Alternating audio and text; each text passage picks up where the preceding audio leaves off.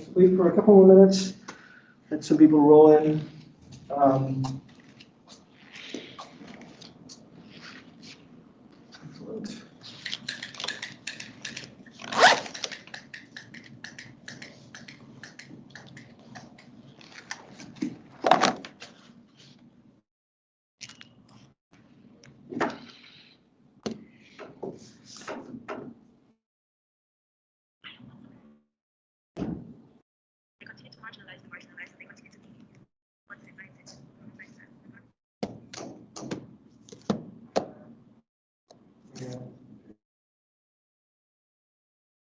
Oh, you know what? I'm gonna get started. So, how's everyone doing, first of all? Let's let more people roll in. How you doing? Pretty good. Right? No, Not good? Oh, no. not as far as infection, not tested. The problem is nothing. You shouldn't get lost. You shouldn't get lost. You should be resting. You have the ability to. I feel like I pay best attention when I'm in Someone wants the full experience. Exactly. Like, who's to decide what's a full experience now? Given that more than half the class is online. Maybe that's the real experience. Ariella, how you doing? Good. Yeah. Good. Everything's okay. Kirtana? Enjoying the weather. Enjoying the weather. Why are you wearing a jacket? That's like the two of you are wearing a jacket. That's pretty cool. So, no pun intended. All right, let's get started. All right, so I have a few bureaucratic announcements that I want to make. The first of which is just from last time. Still haven't gotten to your papers. Getting the papers from the other class. Bureaucratic announcement number 2. Now, on your syllabus, you will see that next Wednesday, a week from today, it says no class. Professor away at conference. The conference that I was supposed to go to, I withdrew from it because I had to withdraw from it some time ago because I wasn't sure about the coronavirus situation. I was involved in getting on a plane, going to Massachusetts. And I was, at the time when I had to decide on this, it wasn't clear. Things were pretty bad. So I withdrew from that conference. So on Wednesday, we are having class. However, on Monday, the Wednesday part I already mentioned to you last time. But the new part is on Monday. I don't know if you guys know this, but there was a professor at SIGS who passed away a few days ago. And their funeral service is on Monday. And I'm not sure if I'm going to go to, they have two options, either to go for the visitation or to the funeral. I'm not sure which one I'm going to go for, but I'm going to go for one of them. So I'm saying this to you because if I go for the visitation, then I'll come to myself. We have class on Monday. If I do not go to the visitation, but I go to the funeral, then we will not have class. All of which means that I want you to just keep an eye out for messages on Canvas regarding Monday's class. It's highly possible that we have to cancel it, but we will have class on Wednesday.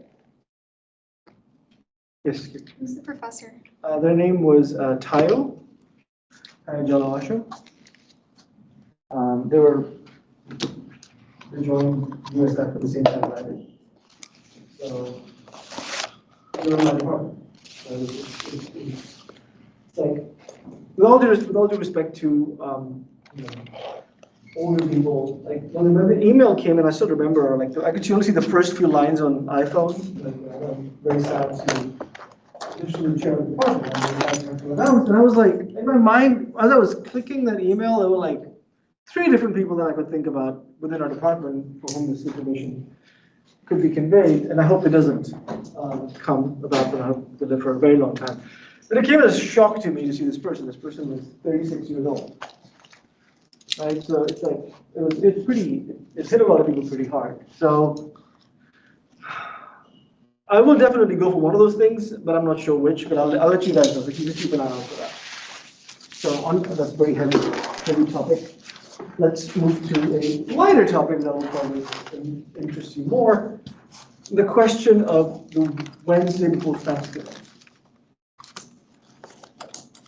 Technically, as per our I'm not able to fully understand how the USF calendar works. I really don't understand it. But let's see. USF academic calendar.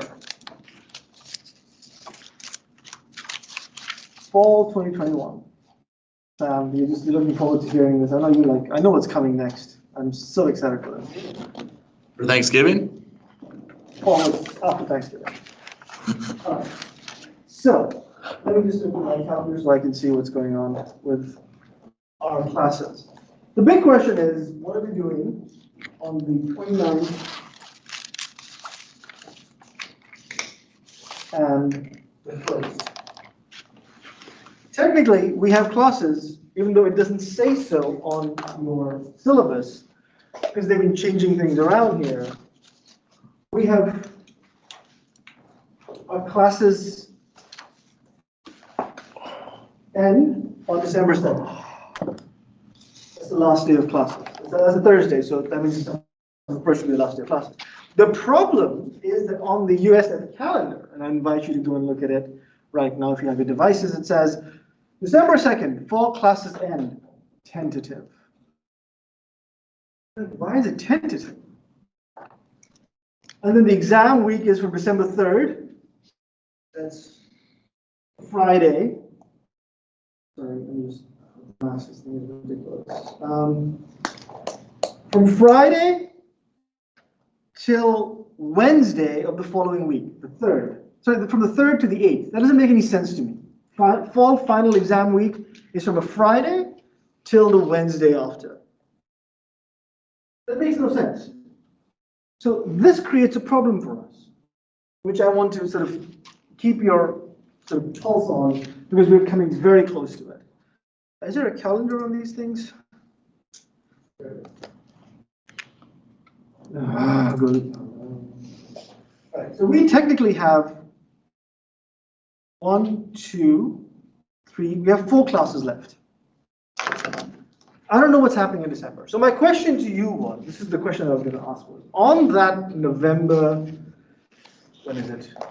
24th, I think, that's the day before Thanksgiving.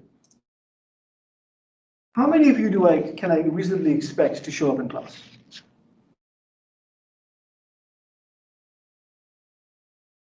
One, two, three, 4. People online, those of you who are listening, I had a very rude shock today. Monica, is that a question or is that a hand?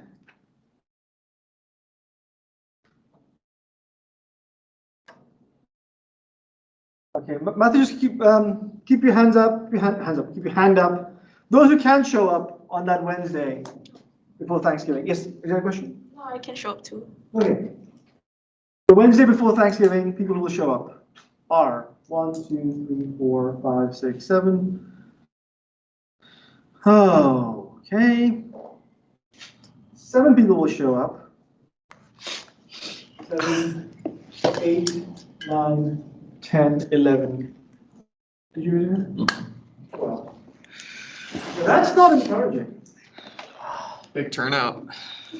I mean, I had a rude, wasn't terrible. I had a rude surprise this morning when I found out that I asked a question in my morning class, and they were like, "How are you rolling, Shannon?" Probably 25. 25. So I was doing poll, and I asked the question, and I think 17 people didn't even respond. I think just logged in and went to sleep or something. And that's very dispiriting. So let me ask the reverse question. People who put their hands up, you put your hands down. Who cannot make it the Wednesday before Thanksgiving?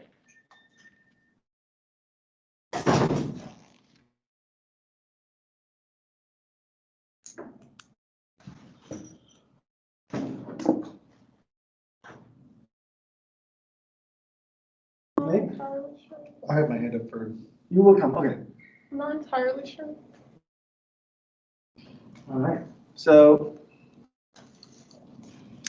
what's 7 plus 9? 16. What's 23 minus 16? 7. Some people have not responded. Excellent. All right. So this is the problem. We have a problem in this situation. Like, as of right now, 9 people. All right. You put your hands down. Hands down, guys. All right. I'm not sure what to do. What I don't want is to have a class where like 5 people show up. And then it is a waste of everybody's time. So if you have an idea, please let me know what to do with it. In a normal class, if everybody was in the room, then it would be easy for me to say yes or no. Now the thing is, people don't show up in person, but they can show up online. Who knows? So we are, and together with the fact that the USF academic calendar is totally crazy. I don't want to miss a class that I can't make up for later, but if I can make up for it later, then I can cancel class on Wednesday. Anyway, a lot of confusion. I'm sorry about it for wasting your time with this stuff, but this is the kind of stuff that I absolutely detest having to deal with. But here I am. Okay, so let's get started. Last time I asked you to read Emerson, difficult though it was. How many of you tried to read Emerson? Again. People online, how many of you tried to read Emerson again?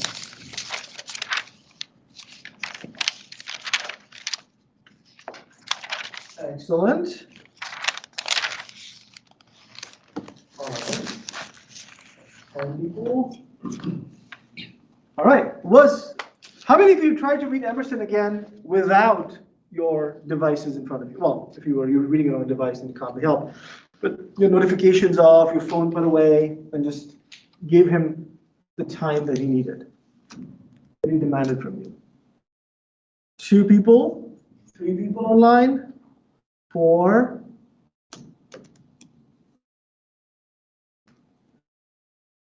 5, excellent. 6, wonderful. Anybody else? 6 people actually tried to read Emerson without a device present. Now, I would like it to be the case that when I ask you 6 people, was your experience radically different? You say, yes, I understood so much more. He spoke with a clear voice to me, but I doubt that's the case. But still, I will ask, was your experience different this time? Reading it without devices, without notifications, without the multitasking experience that is our contemporary life. Give them up. So I usually I like to listen to music while I'm reading. Okay. And I think this time, I just didn't do that. And every single time I caught myself sort of going on something else, I would stop myself and be like, okay, I actually have to focus. That helped. I think I focused a lot more. Okay, helped you focus. Did it help you Helped me get understand. through it? Remember last time I you were like, I was not able to really I get took through it. notes too this time. Okay, so that's fine. Yeah. How was that experience? What was that? It was good. It kind of reminded me of how I normally do it, when classes were virtual. I would take notes while I was reading and I would pay attention a lot more. So it was a very similar, good experience. Do you think you understood him more? I think so, but we'll see. No, okay, that's fine. But compared to last time, you felt there was more. More stuff. I feel like in my head, I overcomplicated it too. It is okay. All right, Yeah. maybe, but it's possible. Last time or this time? But Did you overcomplicate it last time or this time? last time. Last. Okay. Yeah. Andrew? I definitely feel like I got more out of it. The last time I read Emerson, I read it in high school. Right. And I have to believe I just completely BS'd my way through that assignment, because even rereading it now, there was still a lot I felt like I had difficulties with, even without, looking at my phone or other stuff Right. like I mean, that. there's stuff in there, like I said to you last time, that I don't understand. There are things that everybody who writes in this fashion, I imagine, is writing for an audience. And some of that audience travels across time. The principles that he's referring to are as relevant to us today as the moment in which he wrote them.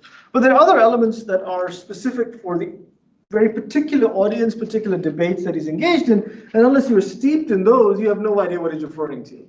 So I get that. There's lots that one misses, but did you catch more from those? I feel like I did. Plus, it's just, I feel like I definitely agree with what you said the other day. He's a really good prose writer. You know, I definitely feel like his writing is like just in the actual technicalities of it is really good, even if some of the ideas are kind of lost on me. Sure. Okay, well, then let's work on them together. Maybe, and I need to understand them as well. So we'll perhaps teach each other in the process. Anybody online wants to refer? There were like 3 or 4 people who said that they had read him this time without technology as a guide. Does anybody want to weigh in on their experience? And if so, if you could use your microphone, that'll be even better because we can just, rather than having you type it out, we can hear your voice and move on much faster. If you feel comfortable doing so. Nobody?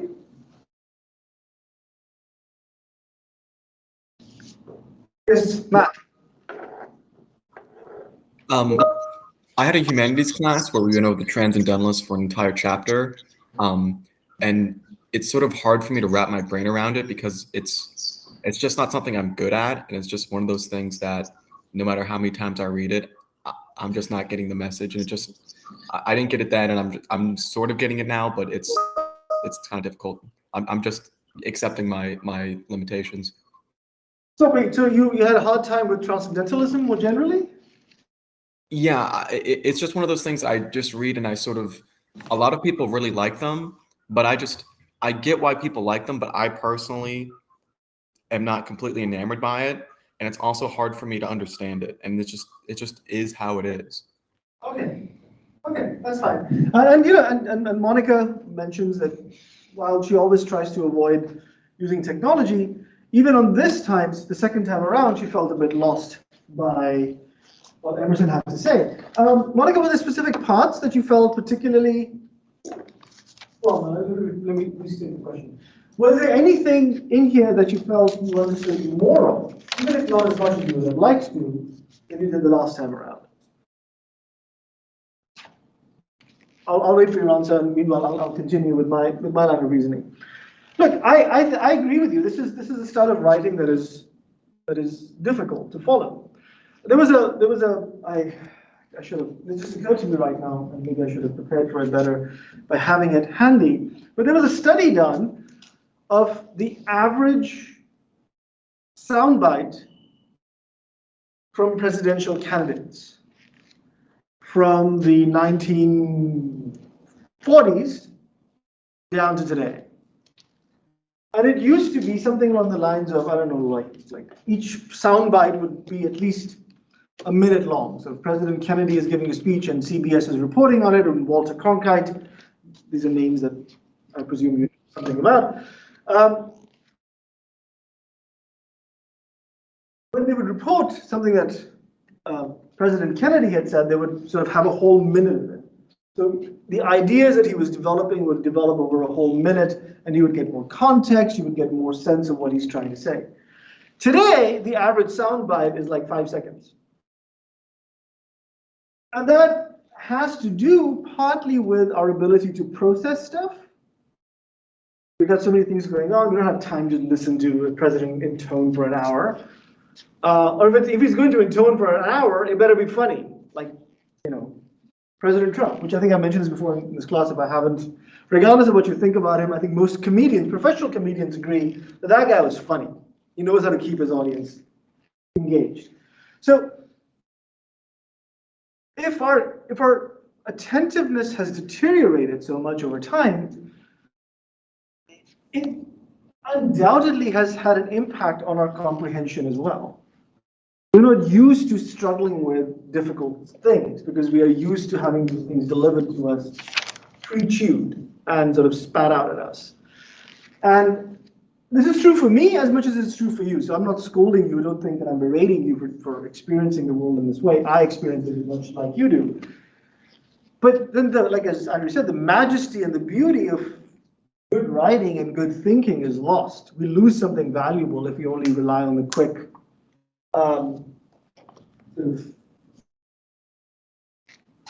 quick delivery of a simply sort of understood idea. Complexity is lost, context is lost. Someone. When I was trying to reread Emerson for the second time, I was trying to look more into him to have a bigger picture of what influenced a lot of his writings. I realized he was a poet. So the second time I was reading it more like I would read poetry than when I would read Machiavelli or Marx, Sure. and it helped a little bit more. Okay, that's good. What did he say?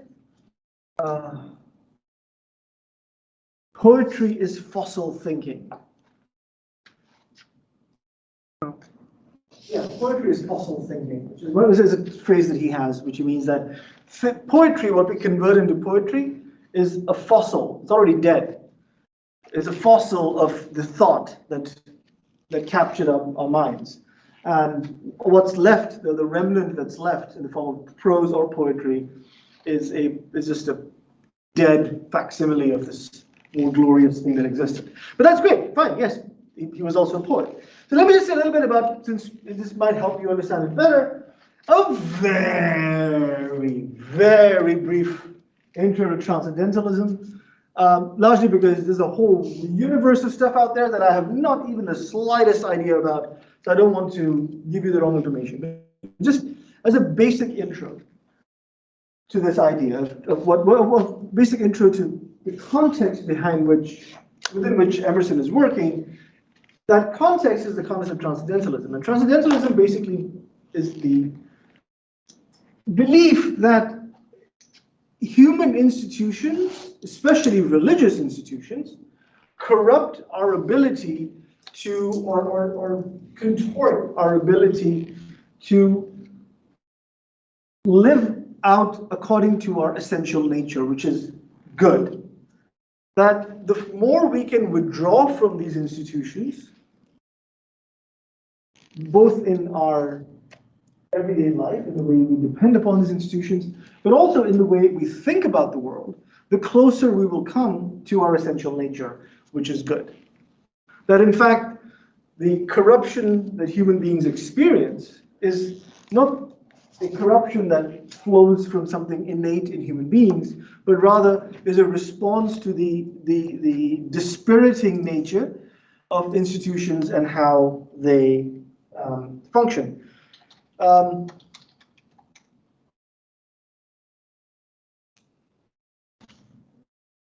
As Henry David Thoreau says, not in this thing, but I think in Walden, he says, the mass of men live lives of quiet desperation. Christopher reminds us that in The Gay Science, Nietzsche calls Emerson one of the great writers, and to some extent, Christopher, he's reminded of Nietzsche in this book. And that, you're absolutely right, Christopher. There is definitely overlaps. In fact, one of the essays that Emerson writes later on, which is called The Overman, which is pretty funny, because given that that's one of the concepts that Nietzsche has of the Übermensch. All right, so that's the belief, that institutions corrupt our ability to live according to our true nature. All institutions, including religious ones. There's one line in there, in this text, which I thought was very beautiful, which he says, when I was a young man, Emerson says,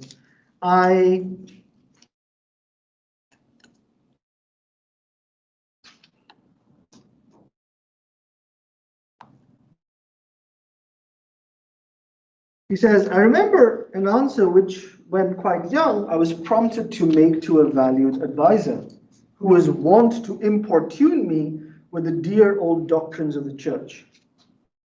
When I was a young man, he says, I remember reading a response to some guy who was basically constantly trying to convert Emerson to a particular doctrine of the church. I don't know what it was. Might have been Quietism, might have been something else.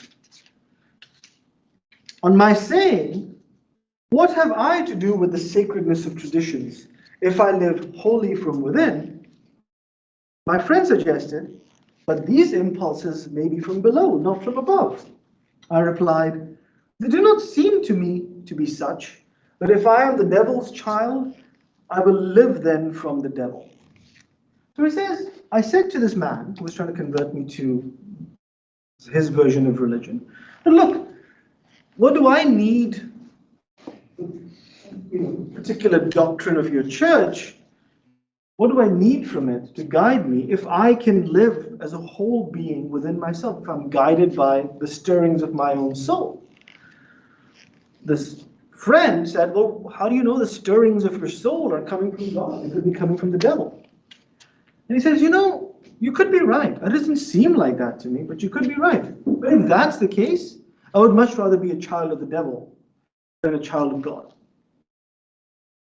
Not, of course, Emerson doesn't think that what he's saying is satanic. What he's saying is that living a whole life within his own soul, being at peace with his own soul, is more important to him than what the church tells him to do.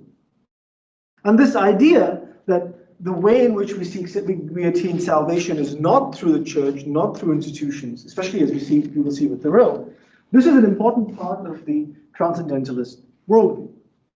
We achieve consonance with ourselves, a harmony with ourselves, when we break free from that, and we live lives according to our own impulses. But impulses that are not simply the reproduction of somebody else's control. There's one line that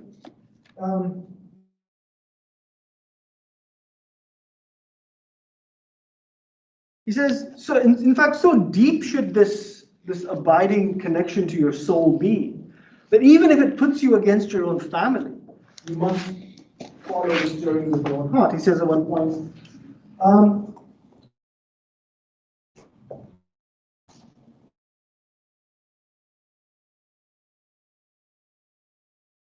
if we cannot at once rise to the sanctities of obedience and faith, let us at least resist our temptations. Let us enter into the state of war and wake Thor and Woden, I think he's referring to Odin, courage and constancy in our Saxon breasts. This is to be done in our smooth times by speaking the truth. Check this lying hospitality and lying affection. Live no longer to the expectation of these deceived and deceiving people with whom we converse. Let's say you believe something, and your parents and your family members believe something else. For the purposes of having peace in the house, of not irritating them, not being punished by them, you keep your mouth shut. Keep your mouth shut. Over time, the courage and constancy with which you must live your life in order to be your true self, those things desert you. And because they desert you, you stop being things that you believe. You stop believing them. The truth, the force behind them disappears. Instead, Emerson says, say to them, "O father, O mother, O wife, O brother, O friend, I have lived with you after appearances hitherto. Henceforth I am the truth. Be it known unto you that henceforth I obey no law less than the eternal law. I will have no covenants but proximities. I shall endeavor to nourish my parents, to support my family, to be the chaste husband of one wife. But these relations I must fill after a new and unprecedented way. I appeal from your customs, I must be myself." So even if it means breaking free of the institutions of family, which you have for the most part maintained for the sake of appearances or for the sake of conventions, even if that's what's required of you to be your true self, then you must do that. Right? So there's a radicality at the heart of this understanding of self-reliance. Right? Think of it this way. I was drawing that story from neoliberalism. Think of it this way. Let me just slow down again to draw that picture for you. There is a version of libertarianism in politics that says, hey man, we don't need the government. I don't want to pay any taxes. I made money myself. I want to enjoy my money. Anybody who tries to tax me is a moocher who's trying to take away my hard-earned dollar. I'd much rather be like Elon Musk, who makes cool spaceships and stuff, than be some person, who's living off welfare. When a libertarian says something like that, what they're touting, supposedly, is a life of self-reliance. They're saying, by your own efforts, by your own intelligence, by your own skill, make something of yourself. But when you ask the libertarian, well, hold on, what should most people make of themselves The libertarian, if he or she is true to his faith or their faith, will say, it doesn't matter what you choose to make of yourself. Make sure you make it of yourself on your own. All that the libertarian wants in terms of self-reliance is to set you free from obligations, so that you don't owe anybody anything. But Emerson's self-reliance, while it will be happy with that part of the story, will say you don't go far enough. Because when you ask most people, if I was to ask you, in fact, I'll do that in a moment. When you ask most people what they want to do with their lives, the variety of answers people give, really, if you really come down to it, do not vary that much. For most people, if you ask what they want to do with their lives, they will say things like, oh, I just want to be comfortable, or I want to be rich, I want to be famous, I want to be, powerful, I want to be influential. People have all these desires that they think are very unique and very specific to them, that they think they're little snowflakes, each of them unique in its own way. But it turns out that most people think along predetermined lines. And those predetermined lines are set in place by the traditions within which they live, the ways in which they've given themselves over to the power of other people's way of thinking.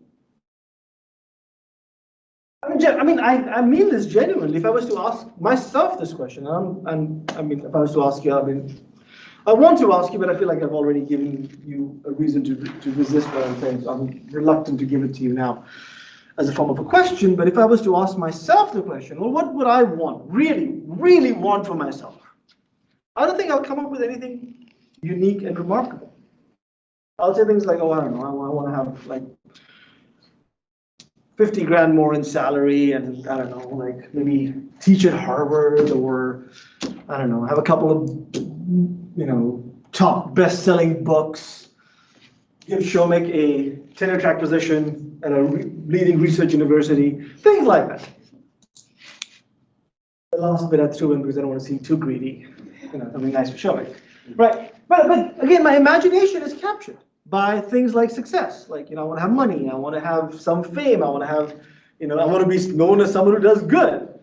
The tracks that my mind followed, the pathways that it traced, are pathways that have been etched, not by me. I didn't go out with a shovel and created new ways of thinking for myself. I simply followed the things that people want. I maybe gave it a new twist by using my own version of what I want. Publishing a book, someone might say, I want to be Insta-famous, or someone else might say, I want to be a researcher who sort of, discovers alien life. I may have chosen my own particular thing, but the path that I chose was already chosen for me. It's like when you go to Chipotle, you can make your own burrito bowl, but the ingredients are given before you. The structure has been chosen for you. And that, Emerson is saying, is the product of certain ways of thinking that are institutionalized, that we must be able to break free from. And so it was in that context that he says things like, against traveling, he goes against property, he goes against memory, because these are the things that prevent you from ever really putting your cards down on the table and actually risking something and becoming truly self-reliant. Self-reliant, not just in terms of being able to feed yourself, but self-reliant in terms of being able to think on your own. So I showed the video last time. I'm still very amused by it. I don't know, what do you guys think of the video last time? Anybody like the video? Yes, Kirtan. I thought it was funny, and I'm also planning on doing a study abroad too, so it's just it kind of hit. Sure. All he's saying is, if you're sad here, you're going to be sad there. Matt says it was great. Mercedes, is that hand? The hand is up, so I wasn't sure. Okay. No, other people not like it? Do not care for it? Should I not show it again? I didn't say that. Huh? Sam? I liked it. You liked it? What do you like about it, Sam?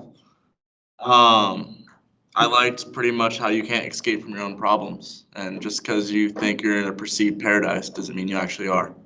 Right. You feel the same way? Yeah. I think it highlights escapism, the the fact that a lot of us try to escape. I Well, mean, he used Italy, but I mean, you know, that could be applied to other things, like even like technology, things like that. Could be applied to like, you know, like if, what do I, like, let me just think to myself. What do I want to do? Bless you. Let's do a quick survey. What would make you happy? Just one small thing today that was to change slightly. What would make you happy today? Like, Anything? just anything. Could be more comfortable shoes you were wearing. Yeah, I'd like some comfier shoes. Comfier shoes, okay. Comfier shoes for Nick. Anybody else? Ariana? Lunch. Lunch, oh, that's a big one. Same, I second that. Oh, times two. You guys should try to have lunch. You guys know that you have class before this? Yeah. So no, oh. Okay, I should not, I'm being terrible keeping you here all the way to 1:45. This is being terrible. I had a great lunch at Pollo Tropical today. Cuban crispy chicken sandwich. With pollo sauce. No, that's Just rubbing it in. Heartburn for life. Heartburn for life. What else? Please. Sorry? Hair is dry. Okay, dry hair.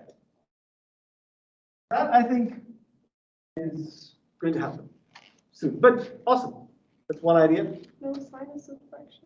No sinus infection. Oh, yes, that's a good one. Other people? Julian?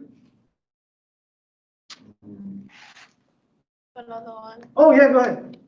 Getting an A on the paper we did for this class. Oh, an A for the paper will be good for this class. Oh, yes. I think on that one, I would get like times 42. Everybody would be like, yeah. Yes. Yes, okay. You already, what else? Anything else? Huh? Sleeping? Sleeping in. Sleeping in. Caesar has tight legs from running. Okay. Sleeping in. That's great. We're all of us carrying within ourselves little discomforts and little desires, and then bigger desires. I get it. I mean, lunch, oh, tight legs, I can imagine, tiredness. Mina says, seeing her dad. She hasn't been able to see him in over 2 years. Powerful.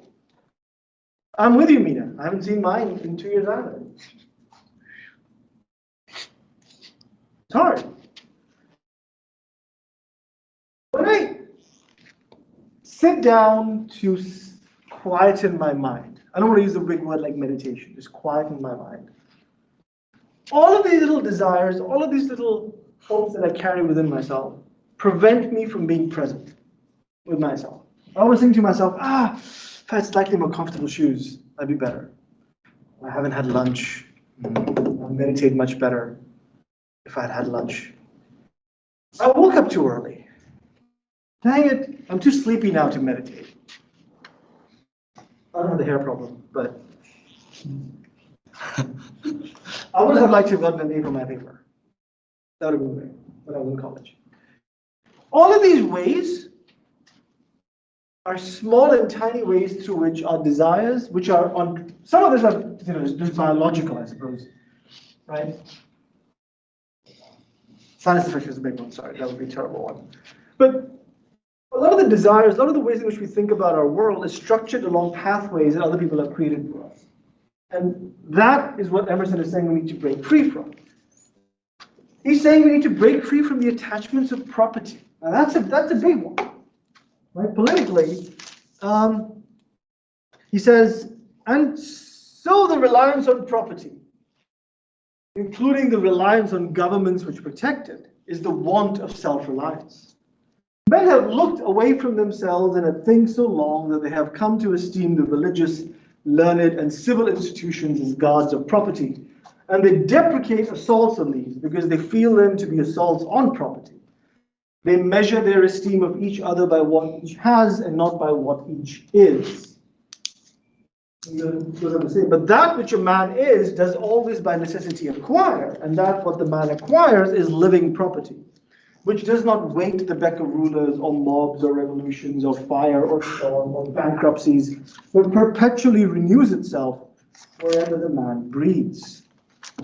This is a big one. And the reason why it's a big one is because he's saying that in the defense of property, in the defense of the things that people have acquired over the course of their lives, people make a lot of sacrifices.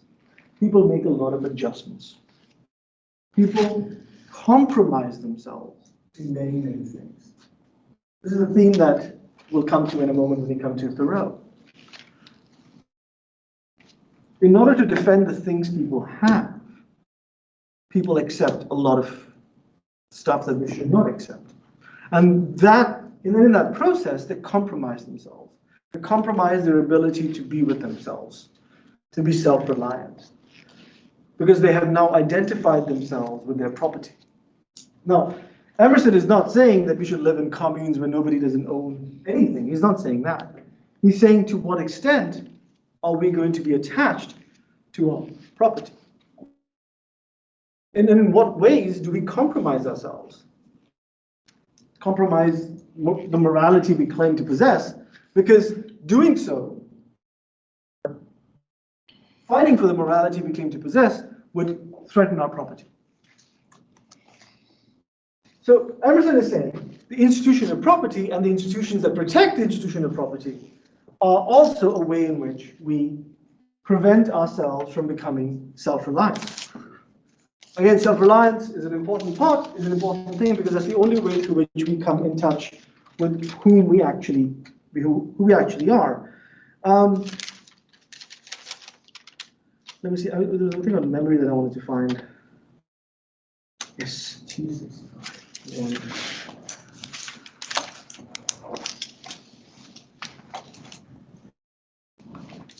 So remember last time I said he has a great quote, a foolish consistency is the hobgoblin of his alliance. It's a beautiful, beautiful concept.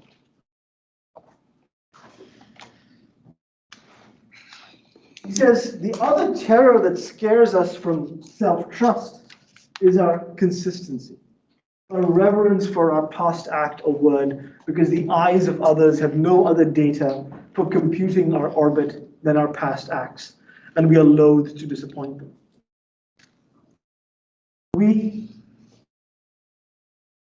attach ourselves to an earlier version of ourselves because other people have based their expectations on how we will act based on how we acted in the past. And we put ourselves in this prison. In fact, he calls it something like worse. He calls it this corpse of your memory that we carry around with us. Our old version that we want people to, well, we're worried people will expect that from us, so we wear the garb of our old selves. We're really unwilling to depart from what we've done in the past, even though our conscience demands it from us, because we're worried about the things we would lose in the process. Suppose you should contradict yourself. What then? It seems to be a rule of wisdom never to rely on your memory alone, scarcely even in acts of pure memory, but to bring the past for judgment into the thousand-eyed present and live ever in a new day. In your metaphysics, you have denied personality to the deity, yet when the devout motions of the soul come, yield to them heart and life, though they should clothe God with shape and color. Leave your theory as Joseph his coat in the hands of the harlot and flee. What he's saying is that the world is always changing. The thing that keeps the world stable are the institutions that we have built to give shape to that world. So when we give in to those institutions, the institution of memory, the institution of the church, the institution of property, of government, and we accede to the demands that it makes, we forget something vital about the world. And this is something he says later on. He says, and I mentioned this quote briefly last time, so let me say it again. This one fact the world hates, then the soul becomes. For that forever degrades the past, turns all riches to poverty, all reputation to a shame, confounds the saint with the rogue, shoves Jesus and Judas equally aside. This is a core idea, I think, if you're going to do comparative political theory, this is like one of the core ideas of Eastern political thought more generally, not the Confucian political thought, but the Buddhist world that you have just emerged from recently. How many of you have read Plato in this class? Plato's Republic. All right.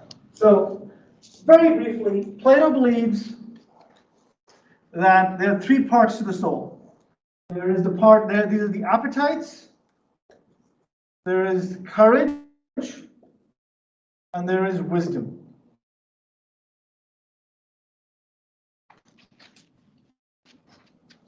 The property of wisdom is to be able to look beyond what Plato would call the dividing line that separates appearances, I can't spell appearances, from reality. From true knowledge, from mere opinion. And ultimately, through wisdom, Plato thinks, you can see the face of God itself, if you will, which is being. The world is a stable entity. Does God grow old according to Christian theology? No, he doesn't. God always was and always will be. That's the nature of eternity. He's outside time. He is being itself. When we started talking about Confucius and how we should not think about it in aphoristic ways, the alternative to being is becoming.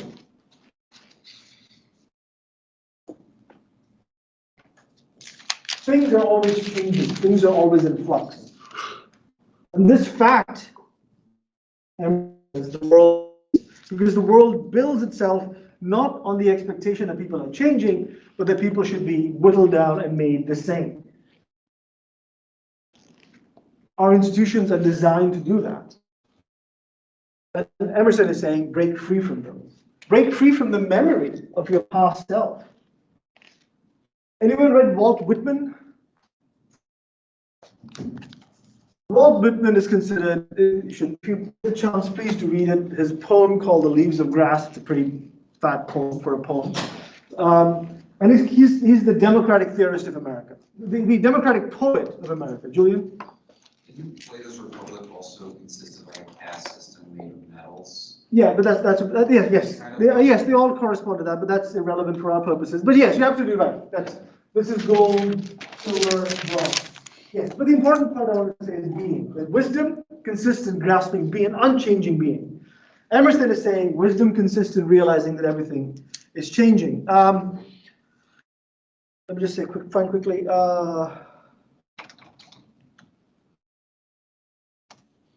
Walt Whitman famously says, do I contradict myself? Very well, then I contradict myself. I am large, I contain multitudes. But within me, there are lots of forces acting. I must recognize those forces acting within me. I mustn't carry around with me the corpse of memory. I mustn't accede to the will of tradition, whether it's the church or the family or government, and contort my body and my soul into some golem that has been created by these institutions. I must allow for the vibrancy, the becoming of my soul to be what it is. To the extent that, and this is the hard part, this is going to be my transition to Thoreau, that the extent that I must care for my soul, even at the expense of the world at large.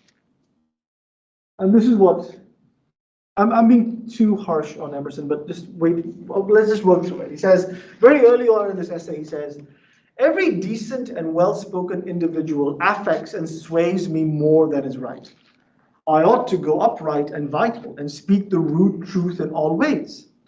If malice and vanity wear the coat of philanthropy, shall that pass? If an angry bigot assumes this bountiful cause of abolition and comes to me with his last news from Barbados, why should I not say to him, go, love thy infant, love thy woodchopper, be good-natured and modest, have that grace, and never varnish your hard, uncharitable ambition with this incredible tenderness for black folk 1,000 miles off. Thy love afar is spite at home. In the context in which he's saying it, he's saying, look, we're required to be hard-hearted.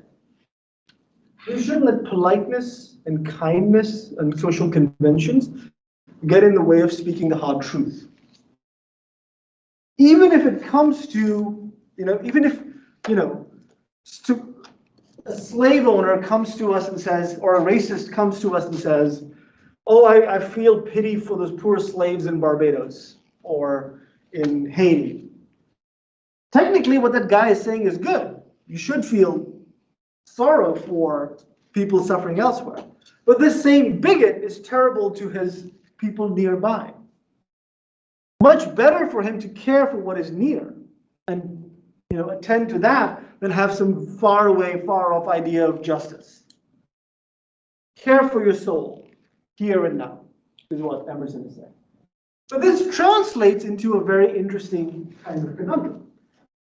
So Emerson lived in Concord, Massachusetts, which is also where his friend, and 15 years his junior, but his close ally, Henry David Thoreau lived. Has anyone read this essay on civil disobedience? 2 people? Let's see what we got. Okay, wait, before I go, Christopher has a question. Christopher, go ahead. Oh, I was going to ask kind of if you want to be part of interesting.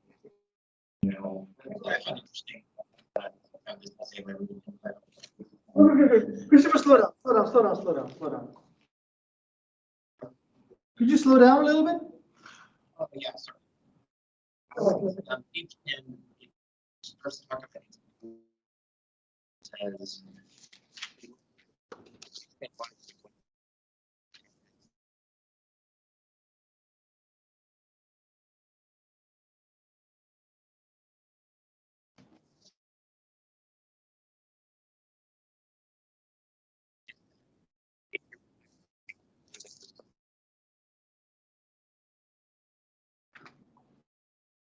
Yeah, because I sent you the different an online version of this thing. I'm gonna try and hold on. I'm gonna try and find it myself.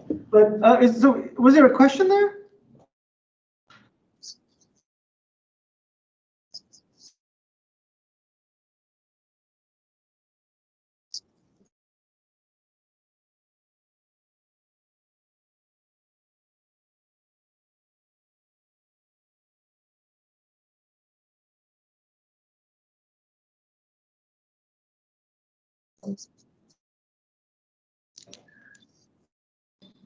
I mean, I think the transcendentalists do believe in metaphysics. It's just a different kind of metaphysics.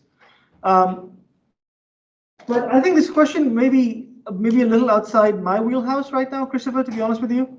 But we can talk about this more if you want to later on during office hours if you're interested. Is that okay? No, it's a great question. I think it's a little, I'll have to recalibrate my brain from what I was going to do to this question. But let's talk about it. Send me an email about it. I'll be happy to try and respond as best I can over email.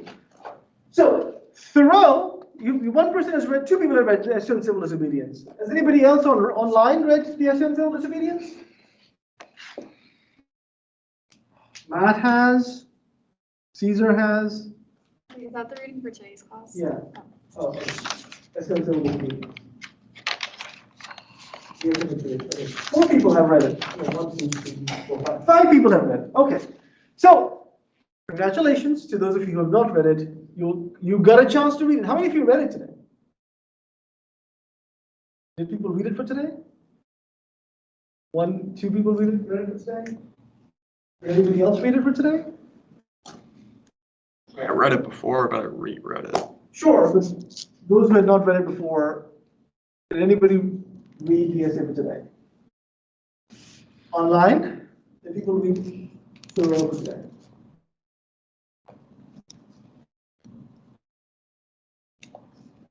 Nobody read Thoreau.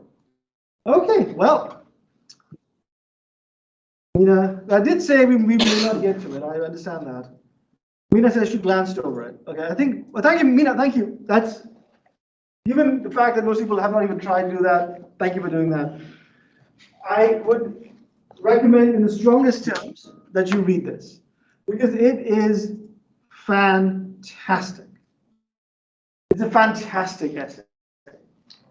Because it puts paid to any notion that you might have, or I might have, that we are good people. In a way that's really powerful. You were nodding your head. Yeah, no, I was agreeing with you. What in the essay made you agree with me?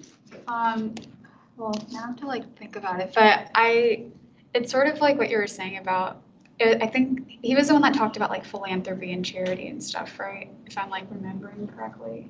I mean, they both did, to some extent, yeah. Well, I just like remembered that part because I think it was like about like spending a lot of money when like, oh, sorry. So it's like, it was about like charities and stuff, and it was like we could spend all this money on like society and like for the whatever problems that people are having in society. But there's also like,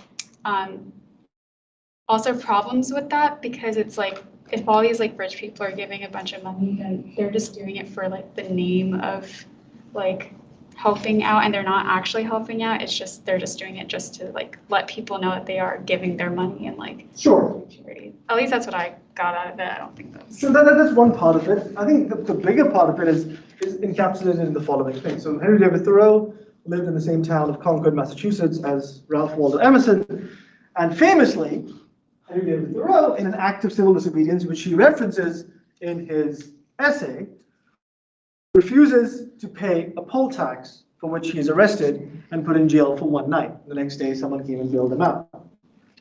And the story goes that upon hearing this news, Ralph Waldo went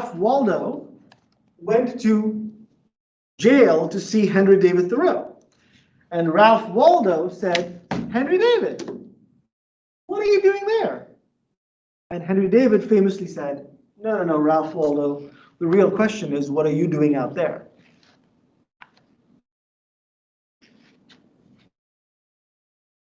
Andrew, could you please articulate through words what you just did? No, I was just joking and doing like, but I mean, Thoreau's essay is compelling in that, considering the milieu he was writing in with the abolitionist movement and the kind of the question over slavery at the time. I do feel he did kind of have a moral clarity, that he was talking about people who, talked a big talk about, we need to free the slaves and this institution is unjust, but then they would still, with the example of the poll tax, pay to support a government that is enslaving millions of people. Right, exactly. So, but you said mind blown by what? That was the gesture you made, right? Did I read you correctly? Yeah. Right. So, Andrew's mind was blown by that statement. Ralph Waldo, the real question is, what are you doing out there? And as Andrew correctly pointed out, the challenge that Henry David Thoreau is putting towards Ralph Waldo is, all the stuff you say about self-reliance is meaningless if you, in the pursuit of your self-reliance, or anybody else, accedes to an injustice and accepts it, even if they don't advocate for it or support it, just by merely accepting it, you are giving your assent to it. And that already is too much. So the context within which Thoreau is writing is the context of slavery. This is pre-Civil War. This is at the height of the abolitionist movement. This is prior to the election of Abraham Lincoln, where the question of what slavery would mean is not being actively discussed in a way that would lead to, civil war. Even Lincoln, in his first inaugural, basically says, "Hey, I don't want to have a war about this. I just want to, figure this out. If slave states want to keep slavery, good for them. Keep it. I just want to figure out a way for us to live together." doesn't work out, and by the second inaugural, a lot has changed. But this is before Abraham Lincoln's ascension. So slavery is a huge thing in the back of this essay. What he basically says that, we're living in a society in which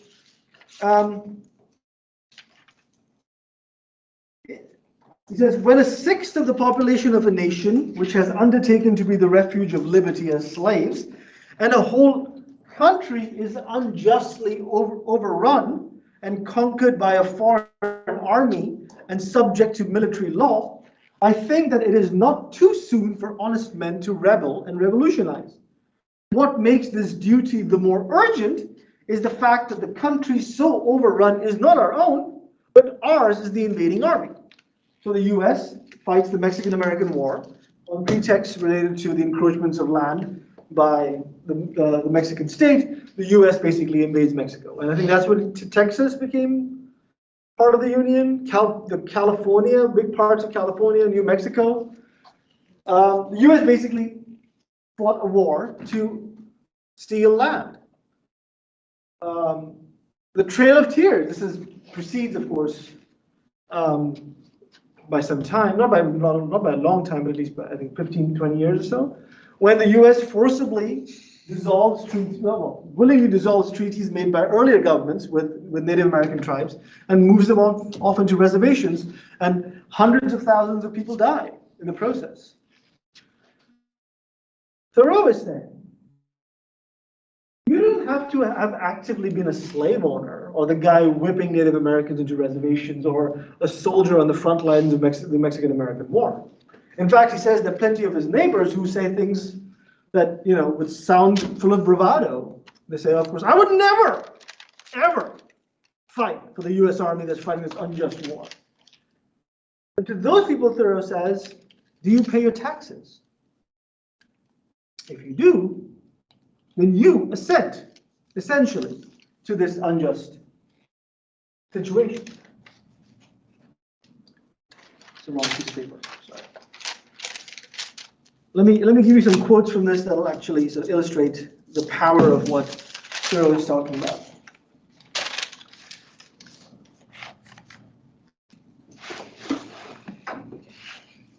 He is unforgiving, Thoreau, in a way that Emerson is not. He says most people end up accepting the situation the way it is in this time because people are afraid of speaking out. Not necessarily because the government will come and punish them, though that's also possible, but they fear something much worse, that the government will take away their property, will take away their stuff. And for their stuff, in the pursuit of it, people have been effectively bought by the state. The state, Thoreau says, corrupts you merely by an association with it. This is a beautiful passage. The mass of men serve the state thus, not as men mainly, but as machines, with their bodies. They are the standing army and the militia, jailers, constables, posse comitatus, etc. In most cases, there is no free exercise whatever of the judgment or of the moral sense, but they put themselves on a level with wood and earth and stones, and wooden men can perhaps be manufactured that will serve the purpose as well. Such command no more respect than men of straw or a lump of dirt. They have the same sort of worth only as horses and dogs. Yet such as these even are commonly esteemed good citizens. Others, as most legislators, politicians, lawyers, ministers, and office holders, serve the state chiefly with their heads, and as they rarely make any moral distinctions, they are as likely to serve the devil, without intending it, as God. A very few, as heroes, patriots, martyrs, reformers in the great sense, and men, serve the state with their consciences. The vast majority of people serve the state like instruments that the state uses, like lumps of earth and coal.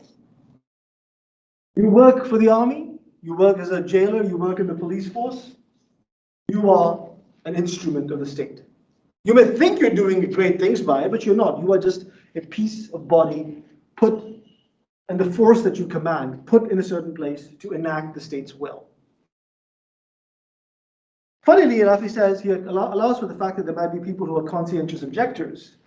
And he says maybe the way around that would be to develop men of wood who would do the work of the state. And lo and behold, artificial intelligence and drone warfare is heading that way altogether, to remove the human element entirely. But for the most part, people don't feel particularly devastated by the choices that the state asks them to make. In fact, they often reconcile themselves to those choices afterwards by saying it was for the, it was for the good of the state. But they have given up their consciences, and thus they have given up their status as human beings. He said at one point, I think the last census over-reported the number of men that are living in this country. He says there's not but one. Not but one human being. Everybody else is just a slave. Not a slave. A tool used by the state. Andrew, sorry. No, I was gonna ask because, like you make that point about Thoreau saying, there's only one man who lives in the United States because everybody else is just a willing tool of the government. So then, I guess what I'm not getting, especially when you consider the time he lived in, is that if you follow his conclusions to their logical extent, why does he stop at civil disobedience? Why does like if you want to use the abolitionist movement as an example, why does he not become like John Brown?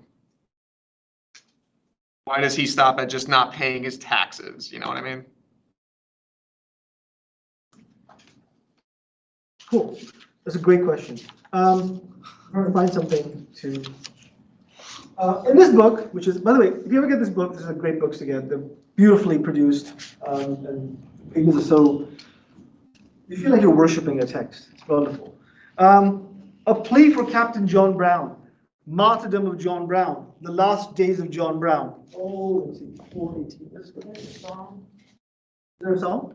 Yeah, What is it?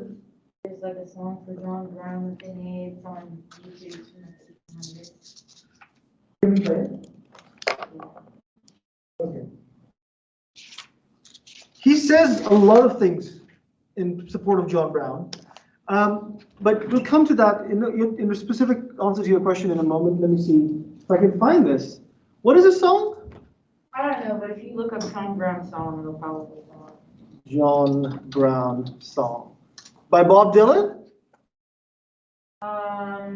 No, because it's like an older recording. From Pete like, Seeger? it's probably been recorded a couple of times. Here's a task for you. Could you find it for us and send it to us on announcements? Or send it to me by email and I'll post it online.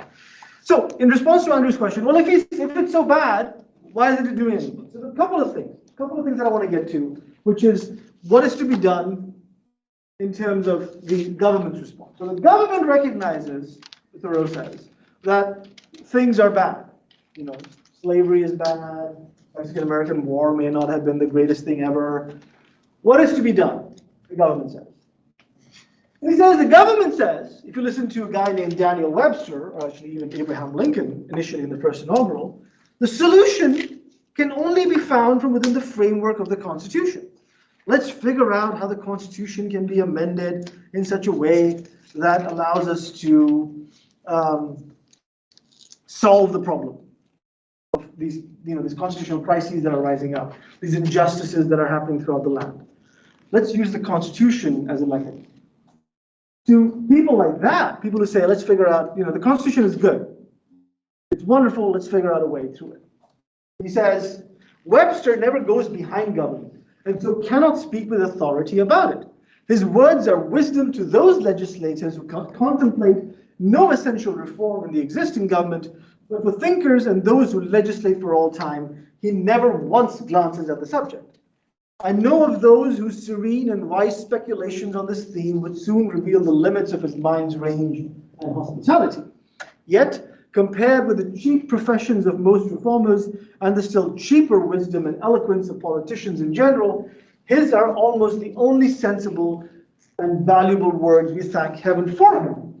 Still, his quality is not wisdom, but prudence. the lawyer's truth is not truth, but consistency or a consistent expediency. So he says people who rely on the Constitution, who try and find ways to solve the problem by managing it in some way, they might be thoughtful people, but they're not being truthful, they're just being expedient. They're trying to find this safest route from where they are to the end that they want to reach.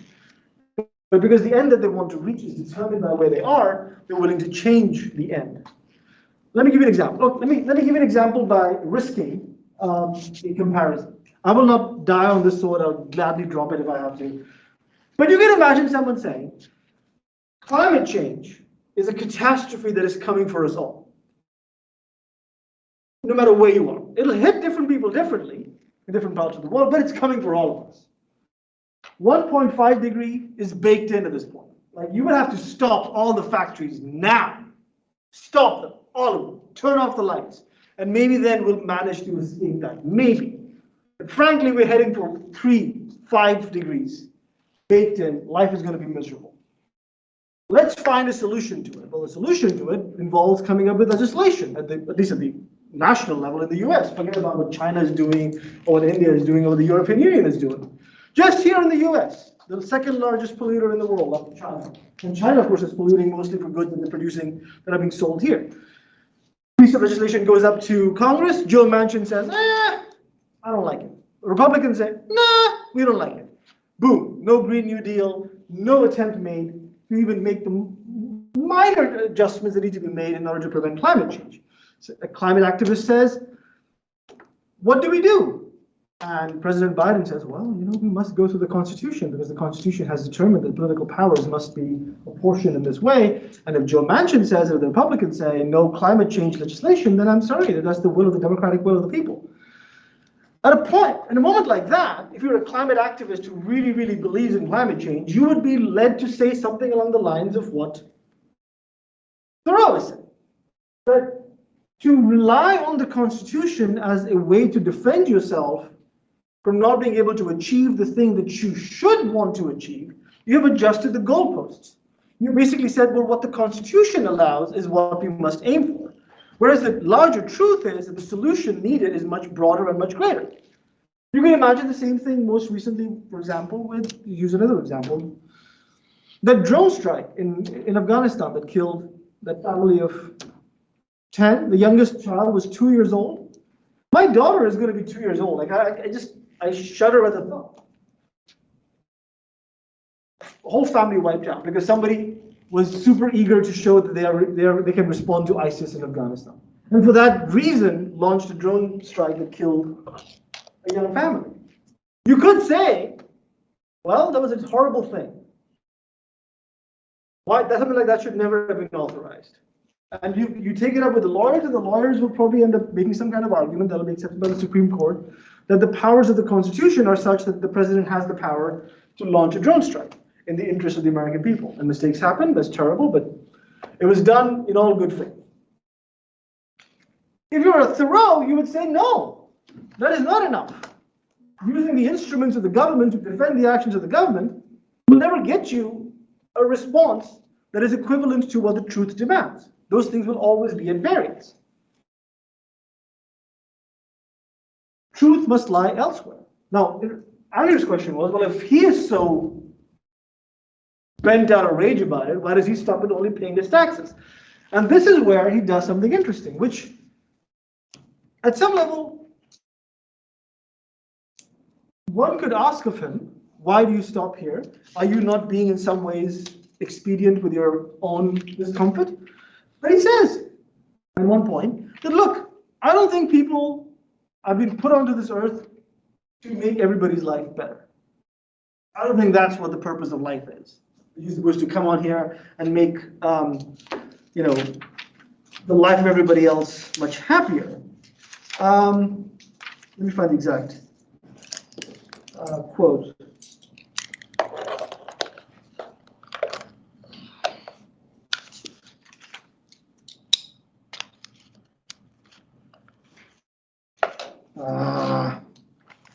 I'll find it. Okay, yes, he says, it is not a man's duty as a matter of course, to devote himself to the eradication of any, even the most enormous wrong.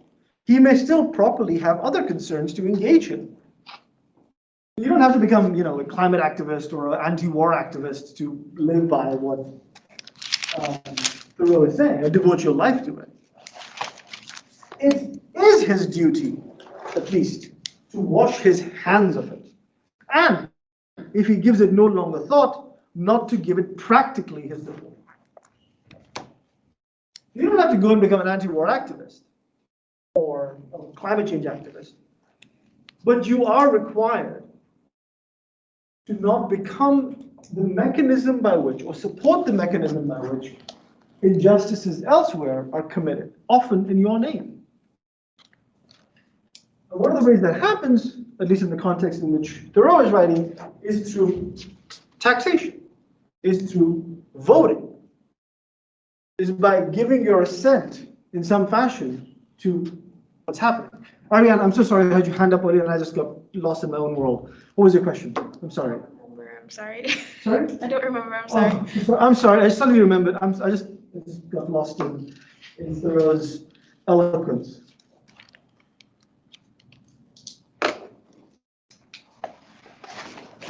Now, one of the, we're out of time. I guess I would say when he says that it sounds like a lot of his civil disobedience methods are largely to withdraw from society. And Yeah. I just generally disagree with that approach. I don't think it's very effective for changing things. Okay, no, that's fine. That's fine. But his argument is not against people who are saying let's do more. His argument is against people who are saying let's do nothing at all.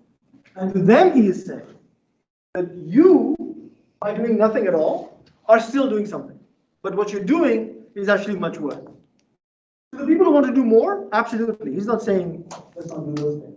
Just to those who are saying let's do nothing, to them he's saying there's an argument to doing something. And what is that argument? Is civil disobedience. Let's talk some more about it on Monday. And also, please read the Gandhi, the assigned pages from Gandhi. Keep an eye out for an email from me regarding talk on Monday. We may or may not have it. I'll let you know.